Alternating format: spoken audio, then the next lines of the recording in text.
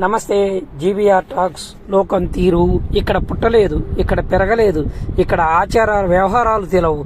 అయినా కానీ ఆ దేవదేవుణ్ణి, ఆ కలియుగ వెంకటేశ్వరుని, ఆపద ముక్కుల వాడిని ఆమె పూజించిన విధానం చూస్తే ఆమె ఎంతో అభినందనీయురాలు.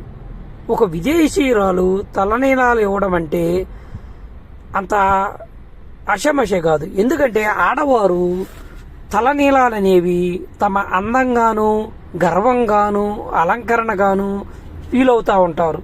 అట్లాంటిది ఆమె ఆ దేవుని చెంత, స్వామి నా అందం, నా అలంకరణ, నా గర్వం అనేది మీ పాద ధూళితో సమానము, నా కుమారునికి పునర్జన్మ కల్పించారు, అంతే చాలు అని చెప్పేసి ఆమె అక్కడ సమర్పించడం అనేది ఎంతో ఆమె చేసుకున్న పుణ్యం.